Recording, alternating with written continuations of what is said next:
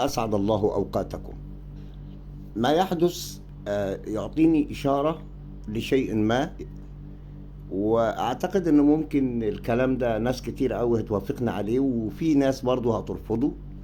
إني أنا أرى في القادم، يعني المستقبل القريب، وجود شراكة.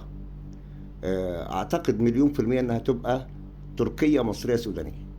أعتقد، وده مش اعتقاد، أنا أكاد أجزم أن هناك بوادر شراكة كاملة، تجارية واقتصادية وعسكرية، هتكون مصرية سودانية تركية. ده أكيد في الأيام القادمة، لأن أنا لاحظت أن السودان هو المشترك الذي جمع مصر وتركيا على هدف واحد.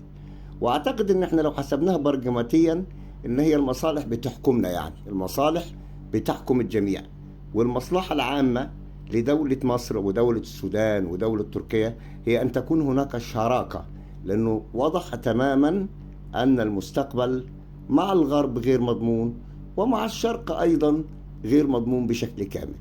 اراكم في فيديو اخر.